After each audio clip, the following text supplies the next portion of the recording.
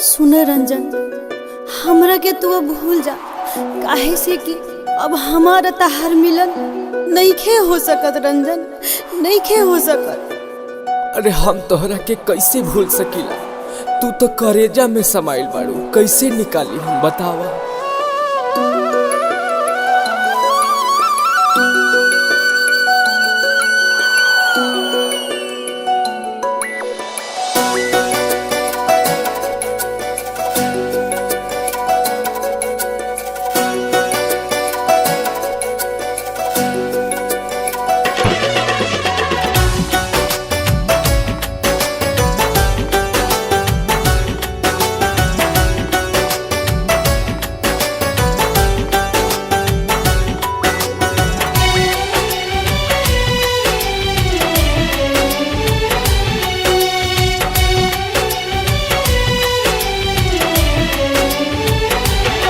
कौना बात के तू इतना बड़ सजा दे गईलू, कौना बात के तू इतना बड़ सजा दे गईलू।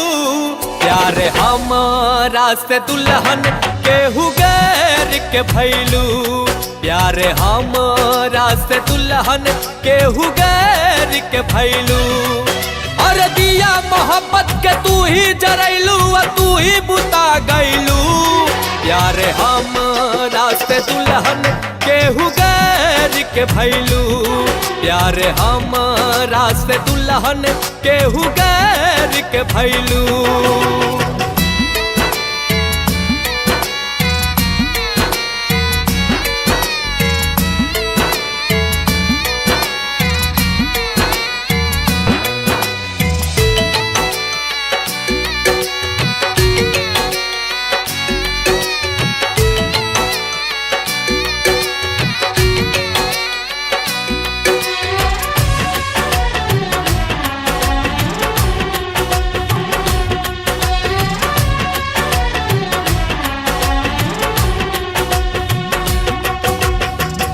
से हम जान लेती तोहर इरादा, दिल से हमरा खेल गईलू जान के सीधा साधा।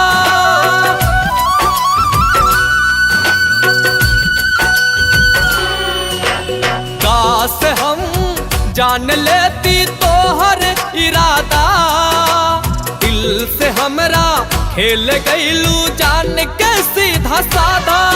अरे खुशी भरली रहे जिंदगी सब तू ही खत्म कैलू। प्यार हमरा से दुल्हन केहू गैर के भैलू, प्यार हमरा से दुल्हन केहू गैर के भैलू।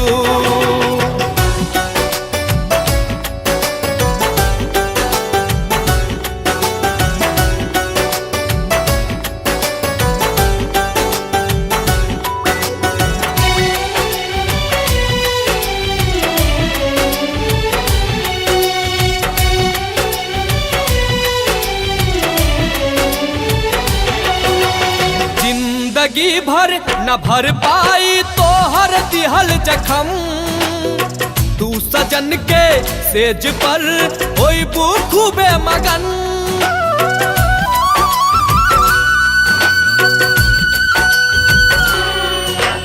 जिंदगी भर न भर पाई तोहर दिहल जखम, तू सजन के सेज पर होइबू खूबे मगन।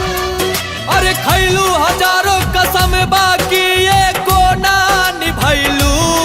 प्यार हमरा से दुल्हन केहू गैर के भैलू, प्यार हमरा से दुल्हन केहू और के भैलू।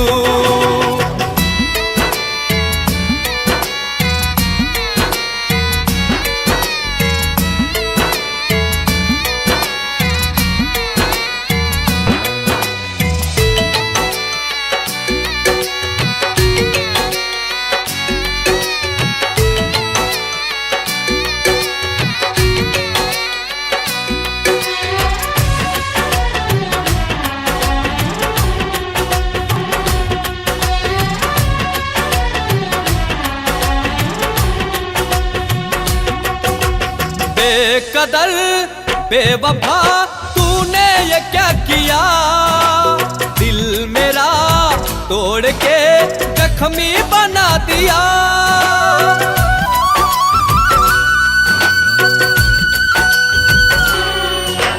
बेकदर बेवफा तूने ये क्या किया, दिल मेरा तोड़ के जख्मी बना दिया।